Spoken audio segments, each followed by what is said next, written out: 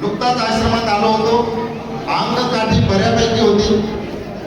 मुलांमध्ये सर्वात मोठा दिसत होतो, परंतु गावाकडची सवय व्यापाराचा कुचलपणा थोडा अंगी होताच नाही म्हणायला. आश्रमात मामांनी सांगितलेली सर्व कामं करायची, पण कोपरगावला जायचं, तिथे व्यापार असायचा की तर जे काही गृहस्थ मुलं आहे दररोज एकाने जाऊन तिथले काही साहित्य आणायचं, असा व्यापार होता. मग ती व्यापार बाळू मल्ले नावाचे आताचे आदरणीय मल्ले बाबा देण्याचं काम त्यांच्याकडे होतं. मग ते एकाएकाला सांगायचे. माझं अंगकाठी जरा बऱ्यापैकी होती म्हणून कदाचित मला ते घाबरत असत. माझ्याकडे काही त्यांचा नंबर आला नाही. पण दिवाळीची सुट्टी होती, बरीच मुलं गावाकडे गेली, कोणीच शिल्लक नाही. आता मीच आहे आणि मग आता कसं करावं, याला कसं सांगितलं पाहिजे. त्यांनी बाबांच्याकडे निरोप दिला. म्हटले मुळच शिल्लक राहिले नाही, मधुकोटी तेवढा आहे. बाबांच्याकडून निरोप आला, मधुकोटीला बोलवा. मधुकोटीला बोलवा म्हटल्याबरोबर जेव्हा कानावर निरोप पडला ना, तुम्हाला सांगतो मंडळी, बाबांनी कोणाला मारलं असं कधी डोळ्याने आम्ही पाहिलं नाही कधी.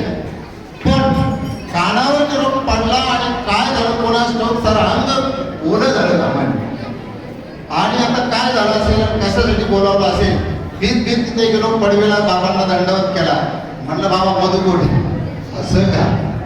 बर मामांनी बाबाजींनी माझ्याकडे एक चावी दिली आणि चावी देत असताना विचारलं सायकल चालवता येते का. खोटं बोलायची सवय नाही. म्हटलं हो बाबा येते. ही चावी सायकलची आहे. आणि आता तुम्हाला बाबाजींचा एक मोठा गुण होता आणि तो म्हणजे अगदी छोट्याशा लेकरांना सुद्धा आहो गाव बोलायचं. म्हणजे आता तुम्हाला खेड्यातला माणूस, खेड्यातून आलेला, मला सायकल चालवता येते कोणी नसल्यावर खेड्यात. गर्दीच्या जागी तुम्ही सायकल चालवली नाही. बाबाजींना खोटं बोलायचं नाही, मला सायकल चालवता येत नाही म्हणूनही आणि जायचं काम पडायला नको म्हणून. आणि म्हणून मी माझा हुशारीपणा त्या ठिकाणी दाखवला. आणि हे बाबा होते. बाबा म्हणजे आपल्या सर्वांचे जे बाबा त्यांचे ते बाबा. आणि मग ते बाबाजीने कसे सोडतात. बाबा म्हटले असं का, मग असं करा, गर्दी नसेल तोपर्यंत बसून जा आणि गर्दी आली की लोटत लोटत जा. पण हा व्यापार तुम्हाला करायचा आहे. प्रत्येक जीवाचा, प्रत्येक विद्यार्थ्याच्या कर्माचा नाश, त्याच्या धर्माचा जो काही प्रतिपाल आहे हा करत असताना त्याच्या कर्माचाही नाश झाला पाहिजे. ही फार गुरुवाऱ्यांची जी काही नजर आहे, ही नजर श्री गुरुजींचे, श्री गुरुजी आपले परम गुरुजी बाबाजींनी त्या ठिकाणी मला गुरुजी बाबाजींच्या दिसली. आणि मग ती खाली मान घालून चावी घेतली आणि कोपरगावला गेलो. 7 किलोमीटरचं अंतर, ते काही नव्हतं, मस्त गेलो. अण्णा तिथे होते दामोदर, आता फासलेला बोलल्या. त्यांनी तो व्यापार सेवा होती माझ्याकडे केली. आम्ही काय होते ते घेतलं आणि घेतल्यानंतर वापस आलो अण्णाभाऊ साठे चौकात. आणि संजीवनी कारखाने कोण आश्रमाकडे यायचं तर हुशारी आपली तिथे पुन्हा आडवी आहे. म्हटलं चांगल्या रस्त्याने गेलं पाहिजे, इकडून खराब रस्ता आहे. त्या साठे चौकातून डाव्या हाताला निघून गेलो. कधीच कोपरगावला गेलो माहितीच नाही काही.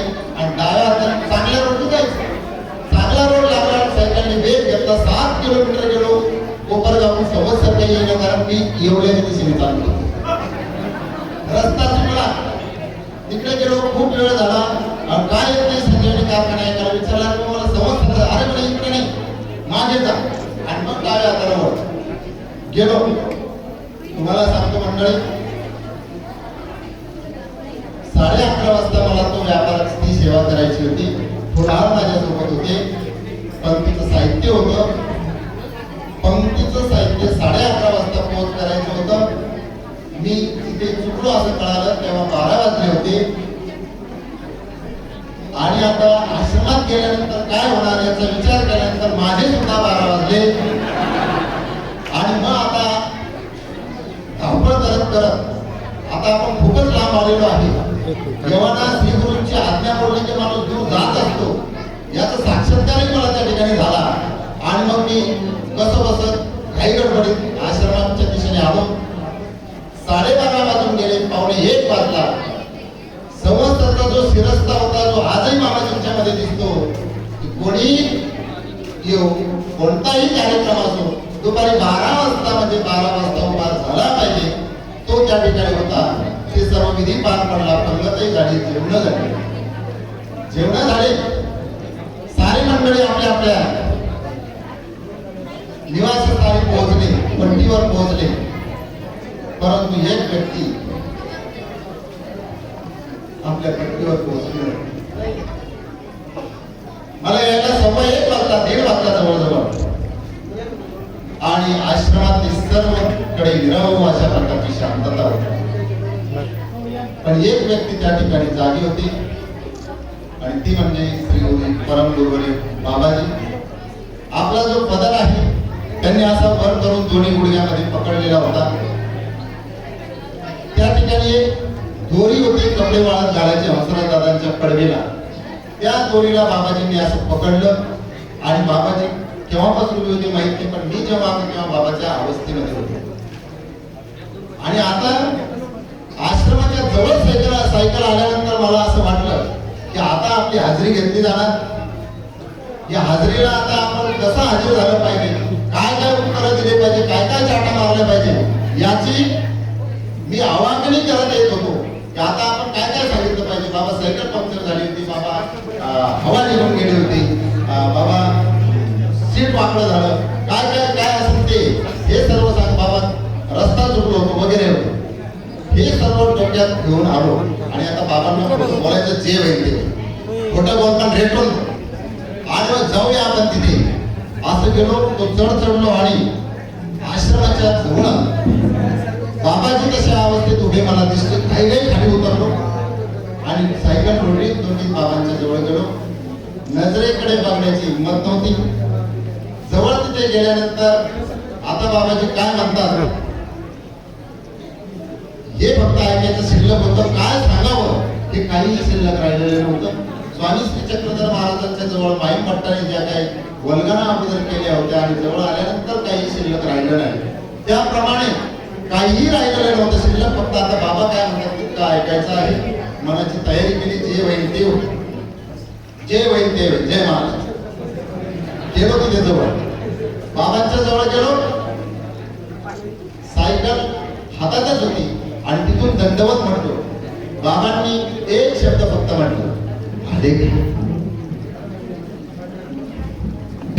सायकल ठेवा आणि जेवण करू. याच्या पलीकडे बाबा काही बोलले नाही. या बोलण्यापेक्षा मी पहिल्यांदा कोपरगावला गेलेलो आणि 12 वाजले तरी आलेलो नाही, का आलो नाही याची चिंता त्या माऊलीला सतावत असावी आणि मला त्या माऊलींच्या मध्ये प्रत्येक लेकरावर स्वमकांताचे ते दृष्टांत, नवा मातेचे दृष्टांत, सारखी माया असणारे बाबा आणि त्याच मुशीतून आलेले हे रत्न आपल्या डोळ्यासमोर आहे. असे मामाजींच्या सेवेमध्ये काही थोडासा काळ आल्याचं सौभाग्य मला लाभलेले. माझे स्नेही आदरणीय दातीराज बाबा या ठिकाणी आहे. ते काही सेवा करायचे ते दिवाळीच्या सुट्टीमध्ये गेले आणि त्या जागेवर माझा नंबर लागला. हसत हसत त्या ठिकाणी गेलो. मामाजींच्या पाठीला थोडंसं एका ठिकाणी मलम लावायची सेवा काही दिवस करण्याचं सौभाग्य लाभलं आणि ते करत असताना एक दिवस काय झालं, तिथे कोणी भक्ताने एक दिवा दिलेला होता. दिवा आणि हा दिवा असा आपलं काम हे करत असताना गडबड झाली आणि दिवा खाली पडला. आता आपल्याला काय बोलणे खावे लागतात, नुकसान आपल्याकडून झाले, परंतु कुठल्याही प्रकारचा अवाक्षरही तिथे मामाजींनी उच्चारलं नाही आणि फक्त म्हटले हातात काच पुसेल, सावधगिरीने. हा जो संयम आहे आदरणीय मामाजींच्या जीवनातून हा कायमपणे हा संयमाचा क्षण मी माझ्या जीवनामध्ये साठवण्याचा प्रयत्न केलेला आहे. आणखी एक क्षण अशा प्रकारचा आहे. दुपारची पंक्तीची वेळ झाली की आता आम्ही बघा स्वामी श्री चक्रधर महाराजांनी कधी काळी सांगून ठेवलेलं आहे की भातविधीचं सूत्र आपल्या सर्वांना माहिती आहे. तिथे डोळे कुठे जातात, एवढा सारा पसारा असताना सुद्धा त्या ठिकाणी मामाजी आपल्या जेवणाचा तांब्या पाणी भरलेलं घेऊन स्वतः पुढे तिथे जेवणासाठी जायचे आणि ते जात असताना तांब्या खाली जमिनीला लागेपर्यंत वापरून बाबाजींना दंडवत म्हणायचे आणि बाबाजींनी तिकडून जर म्हटलं आज पंगत नाही की बस का नाही असा का सुद्धा मामाजींच्या मुखातून आम्ही कधी ऐकला नाही. गुरुच्या पुढे कधीही का हा शब्द न उच्चारण्याची क्षमता संयम आदरणीय मामाजींच्या अंतःकरणामध्ये मामाजींच्या जीवनामध्ये आम्ही बघितला, जवळून बघितला आणि तो संयम, त्या संयमाचा काही ना काही अंश तुमच्या आमच्यामध्ये यावा हीच या ठिकाणी सर्वज्ञ श्री चक्रधर प्रभूंच्या चरणी प्रार्थना करतो. आपल्या जीवनामध्ये असे अनंत क्षण यावे ही मी या ठिकाणी भगवंताच्या चरणी प्रार्थना करतो की अशा या गुरुपूजनाचे सोहळे अनंत अशा प्रकारचे आम्हाला बघायला मिळावे. घरी गेल्यानंतर याच्यात विचार करा, तुमचा आणि आमचा देखील फार मोठा स्वार्थ असला तरी सुद्धा मामाजींच्या दीर्घ आयुष्य आणि आरोग्याची शुभकामना मी या ठिकाणी व्यक्त करत आहे. मामाजींच्यासाठी मी एक दोन शब्द या ठिकाणी उदाहरण देतो. दुसरी माझ्याकडे तर काही नाही, हा रिकामाच आलो आणि रिकामाच गेलो, तिकडे रिकाम्यात गप्पा मारतो, इथे माझ्याकडे काही नाही, दुसऱ्याच सर्व आहे. सदे दिल के तराने बहुत है, सदे दिल के तराने बहुत है, जिंदगी जीने के बहाने बहुत है. कोणी कशाच्या बहाण्याने जगतो, कोणी कुणीकडे बहाण्याने जगतो है ना. जिंदगी जीने के बहाने बहुत है, दुआ करते आप हमेशा मुस्कुराते रहिए. भगवंताकडे एकच प्रार्थना आहे, मामाजी आपला हसणं प्रसन्न मुख आम्हाला बघायला मिळावं. दुआ करते हैं आप हमेशा मुस्कुराते रहिए, क्योंकि आपके मुस्कुराहट के दीवाने बहुत है, मुस्कुराहट के दीवाने धन्यवाद.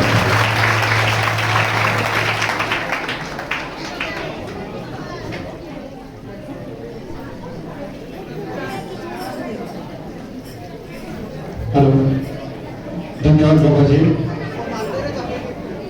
असं म्हटलं जातं की वक्ता त्यालाच म्हणतात की एवढ्या मोठ्या गर्दीमध्ये, एवढ्या मोठ्या लोकांमध्ये सर्वांचं मन एकत्रित करून अतिशय आनंदाने आपण सर्व ऐकत होता.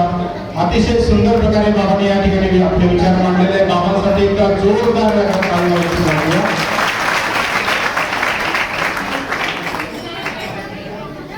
प्रत्येक क्षण त्यांनी तो अनुभवलेला आहे. बाबांचं सन्निधान, आपले जे परमगुरु आहे आचार्य श्री संस्कारचे मोठे बाबा, त्यांचंही सन्निधान, अशा दोन गुरूंचे सन्निधान या व्यक्तींना लाभलेलं आहे. बाबा, आपण खरंच खूप भाग्यवंत आहात. म्हणतात ना, खुदा के फरिश्ते गुम हो गए, खुदा के कुछ फरिश्ते गुम हो गए, कुछ तो लौट गए और कुछ मामा जैसे यहाँ पे हमें मिल गए, कुछ मामा जैसे यहाँ पे मिल गए. अतिशय सुंदर प्रकारे बाबांनी या ठिकाणी आपले विचार मांडले. यानंतर आपले पुढील विचार घेऊन येत आहेत आमचे परम स्नेही, परम मित्र प्राध्यापक श्री मोहनदादाजी बाबुळगावकर. मोहनदादासाठी एकदा जोरदार टाळ्या वाजवा. बरेच दिवसांनी त्यांना आपल्याला या ठिकाणी ऐकायचं आहे. मोहनदादा बाबुळगावकर आपले विचार या ठिकाणी व्यक्त करतात.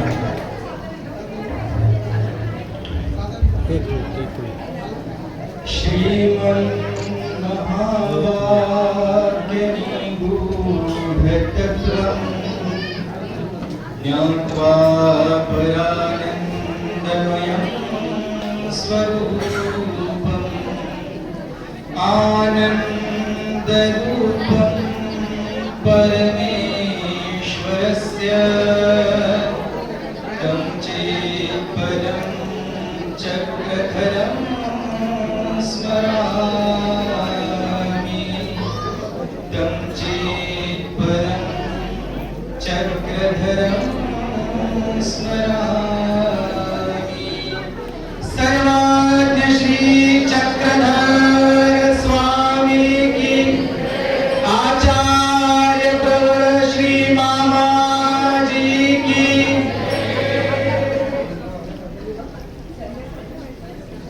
आदरणीय श्रद्धेय परमपूज्य पट्टाधीश महदाचार्य, माझे हृदयस्थ, उपस्थित असलेले प्रत्येकाचे हृदयस्थ, प्रत्येकाच्या हृदयामध्ये किंवा हृदयाच्या सिंहासनावरती खऱ्या अर्थाने स्वतःचा अधिराज्य गाजवणारे आणि इथे उपस्थित असलेल्या प्रत्येकाच्या मनाची मशागत करणारे, प्रत्येकाच्या बुद्धीची मशागत करणारे, प्रत्येकावरती संस्कार करणारे ब्रह्मविद्या शास्त्र अखंड अलंकृत माझे स्वतःचे हृदयस्थ असे आचार्य श्री मामाजी आणि या सोहळ्यासाठी ज्या सोहळ्याची आपण वर्षभर वाट पाहतो या सोहळ्यासाठी आलेल्या सर्वच आदरणीय श्रद्धेय आचार्य महंत संत भिक्षू वासनिक तपस्विनी माता आणि सर्व भाविक सुजन आताच आमचे गुरुस्थानी असलेले आदरणीय श्रद्धेय परमपूजनीय महंत श्री अविनाश बाबाजी यांनी काही आठवणी संवत्सर या ठिकाणच्या ज्या आहेत त्या सांगितलेल्या आहेत. सुजनाहो, परमार्गामधला प्रत्येक व्यक्ती त्याची वाट पाहत असतो आणि प्रत्येक दिवशी त्याला वाटत असतं की आपल्याला गुरुपूजन झालं पाहिजे, गुरुपूजनाचा अवसर आपल्याला बघायला मिळाला पाहिजे आणि या दिवशी त्यासाठी म्हणून आपण पासून आपल्या गुरूंच्या श्री चरणी स्वतःचा भाव व्यक्त करण्यासाठी म्हणून आलेलो असतो.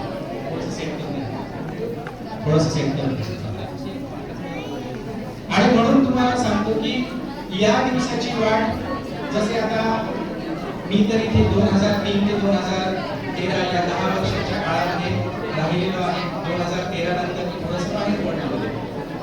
बाहेर पडल्यानंतर सुद्धा एकही दिवस असा जात नाही की ज्या दिवशी मला बांबोरी आश्रमाची आठवण येत नाही, आचार्य श्री मामाजींची आठवण येत नाही. काय कारण असावं? कदाचित मला माझ्या आई वडिलांची आठवण येत नसेल असे काही दिवस जात असतील, पण एकही दिवस असा नाही ज्या दिवशी मला गुरुकुळाची आठवण येत नाही, आचार्य श्रींची आठवण येत नाही. याचं कारण असं आहे की मामाजींकडून तुम्ही सगळेजण शिकले असाल याची मला खात्री आहे, पण मी स्वतः ज्या काही गोष्टी शिकलेलो आहे त्या गोष्टी अगदी थोड्या वेळामध्ये थोड्या अवकाशामध्ये थोडक्यात या ठिकाणी फक्त मी नोट करतो. सगळ्यात मोठी गोष्ट तर आहे की आचार्य श्रींकडून आपण वेळेमध्ये बांधून कसं राहिलं पाहिजे हे शिकायला पाहिजे.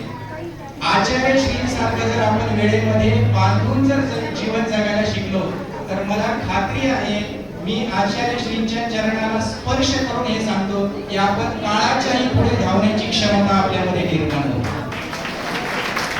वक्त से दिन और रात, वक्त से कल और आज, वक्त की हर शे गुलाम, वक्त का हर शे फेराज. आदमी को चाहिए वक्त से डर कर रहे, कौन जाने किस घड़ी वक्त का बदले मिजाज, कौन जाने किस घड़ी वक्त का बदले मिजाज. वक्तशीरपणा जो आहे हा सगळ्यात मोठा महानुभाव पंथाच्या इतिहासामध्ये मी खूप जास्त कदाचित बोलेल असं तुम्हाला वाटेल, परंतु आपण एकूण सगळ्या महानुभाव पंथाचा इतिहास पाहिल्यानंतर मी वाचलेले, मी अनुभवलेले, मी पाहिलेले महानुभाव पंथातले इतिहासातले पहिले एक देव अधिकरण आचार्य म्हणजे आचार्य श्री मामाजी आहे. वेळेमध्ये मानलेले आहे. मी जरी संभाजीनगरला असतो आणि माझ्या कड्याळमध्ये जर 9 वाजले असतील तर मला आठवण येते की आता मामाजी स्वतःच्या रूम मध्ये असतील, मामाचं ताट आलं असेल आणि मामा आता उद्या भेटतील. माझ्या घड्याळामध्ये जर सकाळचे 8:30 वाजलेले असतील, 8 वाजलेले असेल तर माझ्या पुढे डोळ्यासमोर चित्र येतं की मामा इथे बसलेले आहेत, भोग सांगत आहेत. या बाजूला पुरुष मंडळी बसलेली आहे, त्या बाजूला महिला मंडळी बसलेली आहे आणि सकाळचा भोग चालू आहे, मामाची भोग सांगत आहे. इतका परफेक्ट घड्याळ. संध्याकाळचे 10 वाजलेले जर असतील मला आठवतं की या क्षणी मामाजी पायातून बाहेर आलेले असतात, संध्याकाळची चिंतनी झालेली असतात आणि आपले डॉक्टर जे आहेत रत्नाकरुणी आदरणीय हे मामाजींचे आता पाय घसतील आणि मामाजींचा पेपर वाचण्याचा टाइम झालेला आहे. इतकं परफेक्ट टाइमिंग जे आहे हे सांगण्याचं धाडस शिष्य जेव्हा करतात हे त्याच वेळेस करू शकतात. त्याच्यापेक्षा 100 पट धाडसी जर समजा आपले गुरु असतील त्याच वेळेस हे धाडस शिष्यामध्ये निर्माण होऊ शकत असते. यासोबत आचार्य श्रींनी आमच्यावरती जे संस्कार केलेले आहेत ते आहेत वाचनाचे. वाचन कसं केलं पाहिजे हे आचार्य श्रींकडून शिकायला पाहिजे. आता तुम्ही आपल्या पट्टीवरती किती वाचन करता, आपल्या जीवनामध्ये किती वाचन करता हे मला माहिती नाही, परंतु मामाजींना जेव्हा जेव्हा आपण खोलीमध्ये भेटायला जातो तेव्हा तेव्हा आचार्य श्रींच्या टेबलवरती एक नवीन पुस्तक आपल्याला दिसतं. मागच्या वेळेस जर तुम्ही भेटायला गेलात मामाजींना तर तेच पुस्तक परत टेबलवरती नसतं, कारण ते वाचून झालेलं असतं आणि एक तर ते कोणाला तरी भेट दिलं गेलं असतं किंवा मागच्या खोलीमध्ये व्यवस्थित ते पुस्तक ठेवलं गेलेलं असतं. वाचनाची सवय करत करत अभ्यास व जडमती होते सुजाण. आचार्यश्रींचं आपण जर वय बघितलं, आचार्यश्रींचा अनुभव बघितला, आचार्यश्रींचा अधिकार जर बघितला आणि आचार्यश्रींची स्वतःची अधिकारवाणी जर बघितली तर या वयामध्ये त्यांना एकही अक्षर वाचण्याची अजिबात आवश्यकता नाही. पण मी जर वाचलं नाही तर माझे शिष्य वाचणार नाहीत. हा संस्कार जो आहे, हा संस्कार होण्यासाठी आजही आचार्य श्री मामाजी वाचन करत असतात. हा वाचन संस्कृतीला दिलेला एक मोठा असा अधिकार आहे. म्हणून आचार्य श्रींकडून आपण या परमार्गामध्ये काय शिकतो, काय ऑब्झर्व करतो, हे सुद्धा जास्त महत्त्वाचं आहे. आचार्य श्रींचं एकच म्हणणं आहे, तुम्ही पंक्तीला हजर राहा, भोकाला हजर राहा, त्यानंतर व्यापाराला हजर राहा, व्यापारामध्ये काम कुचरपणा अजिबात करू नका, संध्याकाळच्या चिंतनेला हजर राहा, देवपूजेला हजर राहा. एक 5 नियम जर वाकोरी आश्रमामध्ये जो कोणी विद्यार्थी जर पाळू शकत असेल तर तो आयुष्यभर या आश्रमामध्ये राहू शकतो, आयुष्यभर राहू शकतो. या नियमांच्या बाहेर जर जाण्याची त्याची सवय असेल तर तो एकही दिवस आश्रमात टिकू शकत नाही. ही आचार्य श्रींची असलेली एक कसोटी आहे आणि म्हणून प्रत्येकाकडे व्यक्तिगत आचार्य श्रींचं लक्ष असतं. आणि म्हणून आचार्य श्रींच्या बद्दल आपण बोलावं तेवढं खूप जास्त आहे. माझ्यानंतर बाबाजी बोलणार आहेत. अगदी शेवटाकडे मी येतो. काही ओळींमध्ये फक्त मी माझी कृतज्ञता आचार्य श्रींच्या बद्दल या ठिकाणी व्यक्त करणार आहे. आपण आईला अगदी सहजपणाने आले तुरे असं बोलतो. मी यानंतर काही जे ओळी म्हणणार आहेत त्या कदाचित कशा असतील, पण माझा भाव कसा नाही. माझा भाव आदरणीय आचार्य श्री हे माझे हृदयस्थ आहे. काही ओळींमध्ये जो भाव पकडलाय तो भाव फक्त तुमच्या समोर ठेवतो. तुम्हाला जर त्या ओळींमधून आनंद आला आणि तुमच्याही मनातली ती भावना असेल तर टाळ्यांनी नक्की या ओळींना प्रतिसाद द्या. या ठिकाणी मला यायला मिळालं, ब्रह्मविद्या शास्त्रात हे काही दिवस करायला मिळालं. याचाच अर्थ असा आहे की मामाजींनी काही काळ मला या ठिकाणी पट्टी दिली, म्हणजे त्यांच्या हृदयामध्ये जागा दिली असं मी मानतो.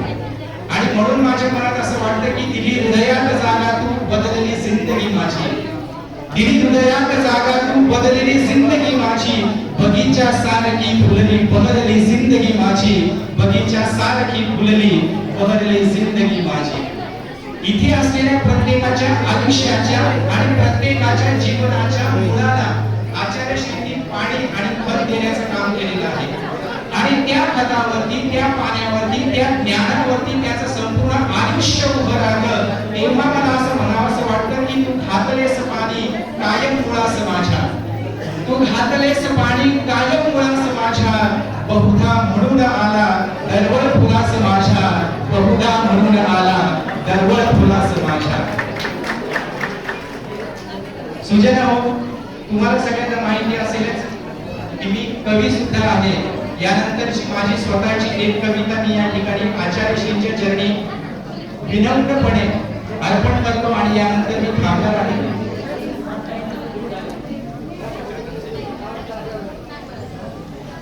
या ओळी तुम्हाला जर आवडल्या तर तुम्ही टाळ्यांनी नक्की दाद द्या. गुरु लाभले अमृताचाच ठेवा, गुरु लाभले अमृताचाच ठेवा. नमस्कार या थोर महानुभावा, नमस्कार या थोर महानुभावा. भरारी जरी उंच ही पाखरांची, भरारी जरी उंच ही पाखरांची, पंखातली सर्व शक्ती गुरूंची. भरारी जरी उंच ही पाखरांची, पंखातली सर्व शक्ती गुरूंची. किती दोष पोटात घालून माझे, किती दोष पोटात घालून माझे, उजळले परिपूर्ण आकाश माझे. किती दोष पोटात घालून माझे, उजळले परिपूर्ण आकाश माझे. असा थोर उपकार कैसा फिटावा, नमस्कार या थोर महानुभावा. गुरुचंद्र ही सूर्य ही जीवनाचा, गुरुचंद्र ही सूर्य ही जीवनाचा. गुरुचंद्र ही सूर्य ही जीवनाचा गुरु ब्रह्मविद्या, गुरु ब्रह्म वाचा. कसा अंतरात्मा प्रभू आणि दृष्टी, कसा अंतरात्मा प्रभू आणि दृष्टी, दिले ज्ञान चक्षु दिली दिव्य दृष्टी. कसे ज्ञान चक्षु दिली दिव्य दृष्टी, गुरूंची घडो नित्य ही पाद सेवा. नमस्कार या थोर महानुभावा. गुरूंची घडो नित्य ही पाद सेवा. गुरु राखलो पाठ शिष्योत्तमाची. यानंतरची ओळी तुम्ही लक्षपूर्वक ऐका. गुरु राखलो पाठ शिष्योत्तमाची, गुरु दावतो वाट मुक्ती लतेची. गुरु राखतो पाठ शिष्योत्तमाची, गुरु दावतो वाट मुक्ती लतेची. सदा सर्वदा संत सहवास व्हावा, गुरु सन्निधी जन्म आजन्म जावा. प्रभू सर्वदा हाच आशीष द्यावा, प्रभू सर्वदा हाच आशीष द्यावा. नमस्कार या थोर महानुभावा, नमस्कार या थोर महानुभावा. धन्यवाद, धन्यवाद, प्रणाम.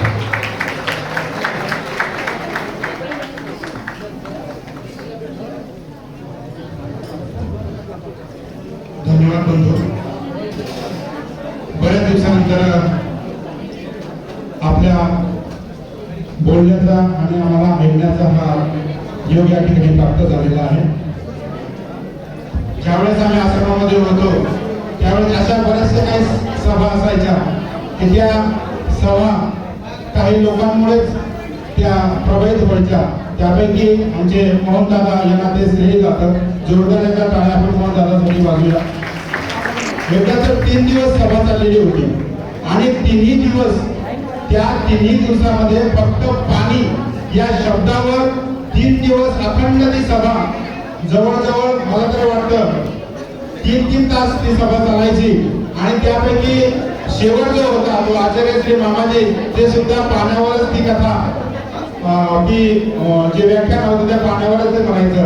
म्हणून एक ते त्या काळाचं एक काव्य मला आठवतं. ते म्हणतात, जीवन हे पाणी आहे, जीवन हे पाणी आहे, पाण्यात पडून राहू नका. सेवा चढेल तुमच्यावर, दगडासारखे वाहू नका, दगडासारखे वाहू नका.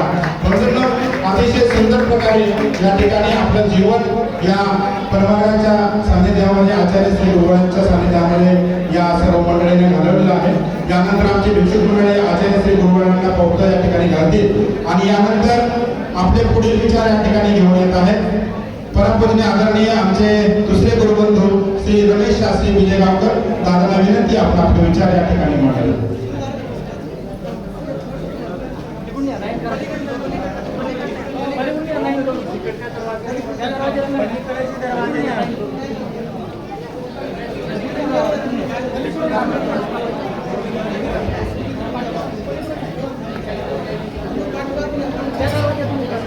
कृष्णाय वासुदेवाय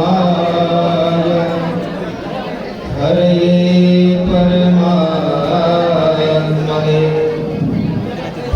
प्रणतक्लेशनाशाय गोविन्दाय नमो नमः. श्री गोपाल कृष्ण महाराज की जय.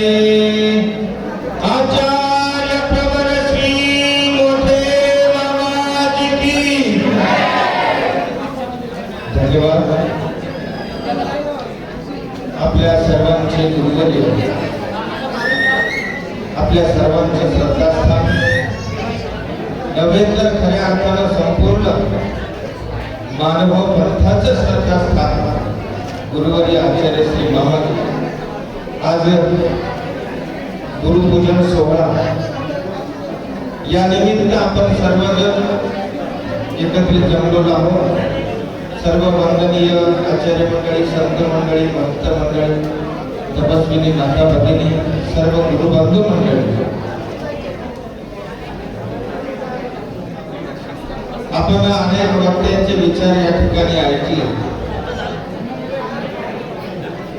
प्रत्येकाने आपले आपले अनुभव या ठिकाणी कथन केले. सांगत असताना मला हे सांगायचं आहे, कारण आज या मानव शिक्षण संस्था वांबोरी या आश्रमातून बाहेर पडलेला प्रत्येक विद्यार्थी घरामध्ये कुठल्या तरी आज एखाद्या चांगल्या स्टेजवर आहे. कोणी कीर्तनकार आहे, कोणी भागवतकार आहे, कोणी प्रवचनकार आहे. अनेक क्षेत्रामध्ये खऱ्या अर्थानं आपल्या या संस्थेतल्या विद्यार्थ्यांनी आज प्रगती केलेली आपल्याला दिसून येते. म्हणून जे खऱ्या अर्थानं या विद्यार्थ्यांना ज्या वयामध्ये बालकडू मिळायला हवं ते बालकडू या शिक्षण संस्थेच्या माध्यमातून भेटलेला आहे. बाबांनी अनुभव सांगत असताना एक अनुभव सांगितला, तेव्हाच मला एक अनुभव या ठिकाणी आठवला. बाबा आपल्याला गुरुवर्य मामांनी आपल्याला दुपारी बोलवलं असेल, 11 वाजता बोलवलं असेल. असा प्रसंग माझ्याही जीवनामध्ये आज आपण सकाळी पहाटे 5:30 वाजता मामांनी मला बोलवलं. मला मार्गामध्ये येऊन फक्त 2 महिने झाले होते. या ठिकाणी एक मुमुक्षी कुटी होती, त्या कुटीमध्ये आम्ही राहत होतो. आणि 2 महिन्यानंतर सकाळी 5:30 वाजता निरोप आला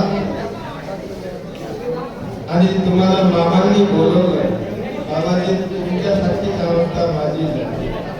सकाळी 5:30 वाजता मामांच्या गलीमध्ये तिकडे मामाजी राहत होते. तिथे गेलो. आता मनामध्ये अनेक विचार आले आणि गेल्यानंतर दंडवत केला, उभा राहिलो.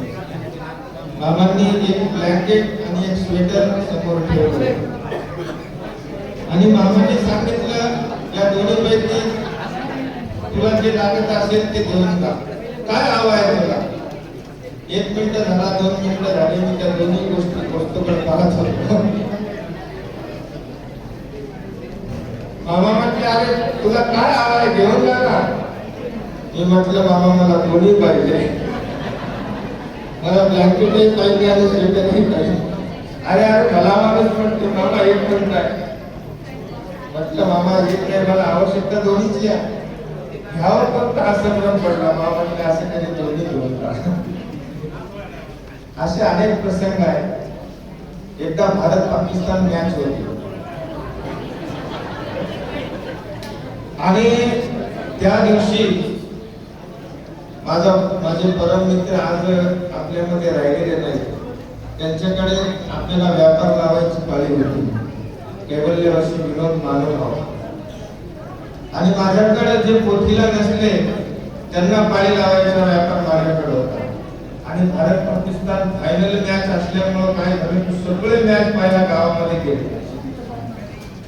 पोथीला कोणीच नव्हता, फक्त 5-25 लोक होते.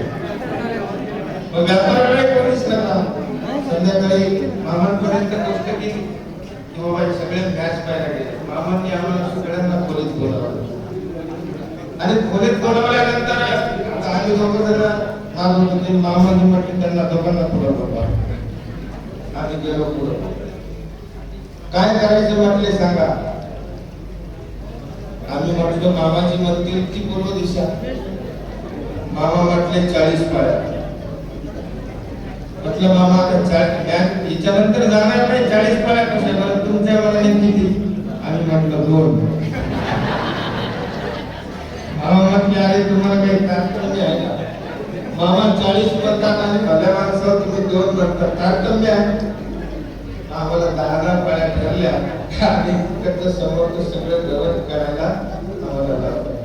म्हणजे असे खूप अनुभव आहेत. आता त्यावेळेला इतकी भीती मनामध्ये निर्माण झालेली होती, आता काय होईल सांगता येत नाही असं वाटत होतं. पण खऱ्या अर्थानं त्यांचं अंतःकरण खूप प्रेमळ आहे हे आम्हाला त्यावेळेला कळालं. आज एवढ्या वयामध्ये सुद्धा आज मामांच्या चेहऱ्यावरचा जो हास्य आहे, चेहऱ्यावरचा जो आनंद आपल्याला पाहायला मिळतो आहे, तो आनंद बाजारामध्ये किती लाखो रुपये दिले तरी आपल्याला म्हणून मी या ठिकाणी एवढंच सांगणार आहे की आपण अनेक वेळा ऐकलं छत्रपती शिवाजी राजांबद्दल अनेक ओळी आपण ऐकल्या, पण शिवाजी राजांना ज्या ओळी आपण गावतो त्या ओळी खऱ्या अर्थानं फिटोफिट गुरुवरे मामाजींना बसतात. निश्चयाचा महामेरू बहुत जनासी आधारो अखंड स्थितीचा निर्धारो श्रीमंत योगी ते बरोबर गुरुवरी आचार्य श्री मामाजी असू शकतात. एकदा निश्चय केला म्हणजे केला. अहो आम्ही गाडी साधून ठेवली होती. मामाजी यावर्षी आमचं भाग्य नांदेड जिल्ह्यामध्ये आले. 2 दिवस गाडीला घासत राहिलो, सजवली. पण मामांनी सांगितलं मामाची बैठक जी आहे ना ती तुझ्या गाडीत नाही. मी आग्रह केला नाही, कारण 85 वर्षाच्या वयामध्ये मामांना त्रास दिलं हे आपल्यालाही खऱ्या अर्थानं शोभणारं नव्हतं. किंवा निश्चयाचा महामेरू यापेक्षाही लक्षात घ्या, किती पाऊस असू द्या. मागे मी एक उदाहरण सांगितलं होतं की आपली पोथी अविरतपणे वाचली. आम्ही ज्यावेळेला 10 वर्ष राहिलो तरी सुद्धा बंद झाली नाही. पण सर्वात पहिले म्हणजे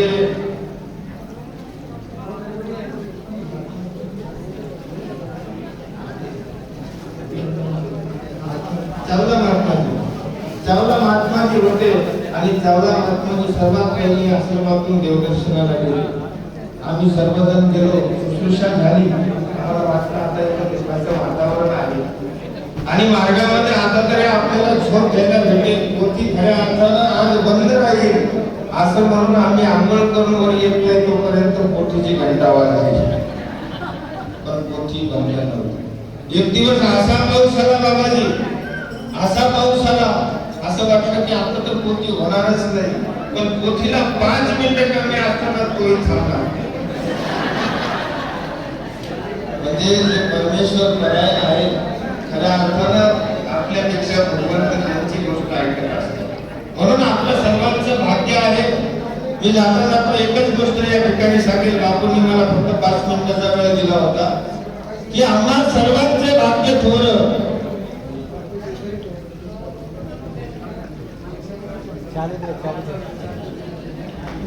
मामांकडून खऱ्या अर्थानं आज्ञा आलेली आहे.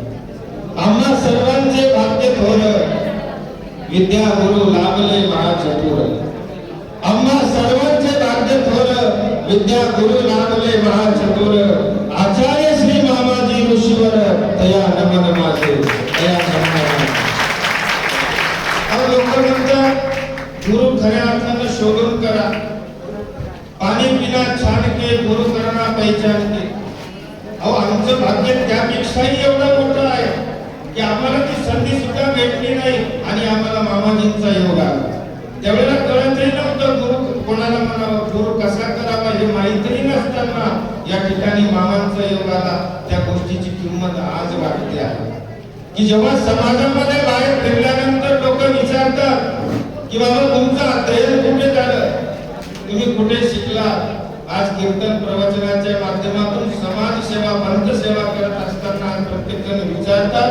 त्यावेळेला एक अभिमानानं आम्हाला सांगत असताना आमची मान ताठ होते की आम्ही मानवाश्रम शिक्षण संस्था वांगोरी आचार्य श्री मामाजींवर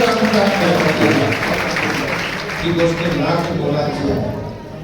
पण हे सांगत असतानाही, कारण माझा तेवढा अधिकार नाहीये, पण माझ्यापेक्षा जे लहान आहेत ना त्यांच्यासाठी मी निश्चितपणाने सांगणार.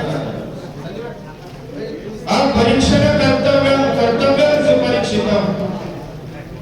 परीक्षण कर्तव्यम कर्तव्यम सुपरीक्षितम. पश्चात भवति संतापो ब्राह्मणी नकुलो यथा. जसं माई म्हणताना नंतर वेळ निघून गेल्यानंतर खऱ्या अर्थाने त्या गोष्टीचं दुःख वाटायला लागलं, तसं काही अर्थी ते दुःख आज आम्हाला वाटत आहे. जेव्हा समाजामध्ये गेल्यानंतर आपण अशुद्ध आरत्या म्हणतो, अशुद्ध भजन म्हणतो, त्यावेळेला आपलं बघून पुढची पिढी म्हणत असते, पुढचं त्यांचं बघून त्यांची पुढची पिढी म्हणत असते. पण या गोष्टीचा बोध खऱ्या अर्थाने जर तेव्हा झाला असता आणि चिंतनेला नित्य नेमाला जर गेलो असतो तर आज आमच्या प्रत्येक आरत्या भजन स्तोत्र शुद्ध झाले असते. किंवा नित्य नेमानं अभ्यास केला असता, भोग केला असता तर आजही आमचं मनन अखंड चालू राहिलं असतं, तर आजही आम्हाला पोथी पाहण्याची वेळ आली नसती. कारण ते वय असतं. देवाने सुद्धा सांगितलेलं आहे, आपल्याला सर्वांना माहिती आहे, त्या वयामध्ये जर तुम्ही योग्य वयात अभ्यास केला ना तर मरेपर्यंत तुमच्या ध्यानात स्मरणामध्ये राहत असतो. पण वेळ निघून गेली. काही काळ आम्ही आश्रमामध्ये अभ्यास केला. नंतर कालांतराने आमच्या परिसरामध्ये अण्णाभाऊ जावळे म्हणून छावा संघटना एक मोठ्या प्रमाणामध्ये होते नांदेड परिसरात. ती छावा संघटना आम्ही आपल्या वामोरे आश्रमामध्ये उभी केली होती, छावा अध्यक्ष म्हणून. म्हणजे या गोष्टी कालांतराने थोडासा एक अभ्यास सोडून बाकीच्या गोष्टी निर्णय घेणे या गोष्टींमध्ये बराचसा काळ गेला. जर तो काळ खऱ्या अर्थानं जर या ब्रह्मविद्येसाठी दिला असता तर निश्चितपणानं आणखीनही आत्म्याला मनाला समाधान वाटलं असतं. म्हणून आज आमच्या दामू सारखे जे आहे, आज दामूची तब्येत बघितली तर असं वाटतं की दामू अभ्यास करतो किंवा नाही. सतत आमच्या गावाकडे आल्यानंतर मामाजी सोबत कोणीच ओळखलं नाही दामूला. अरे कोण आहे म्हटले, आपला दामू आहे.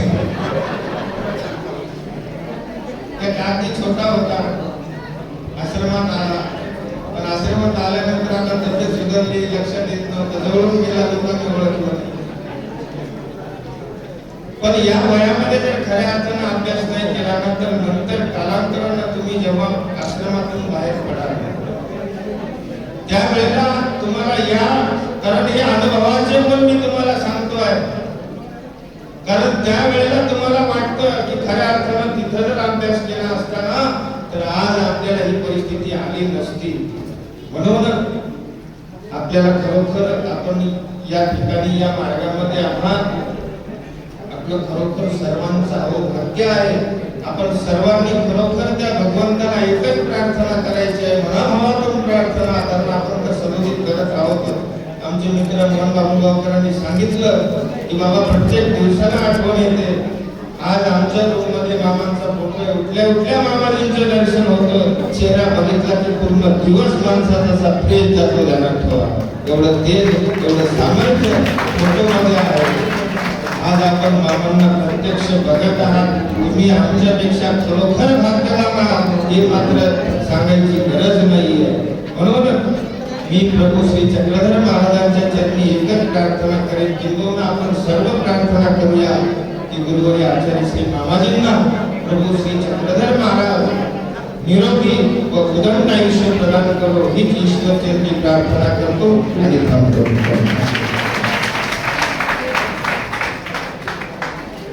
धन्यवाद सर.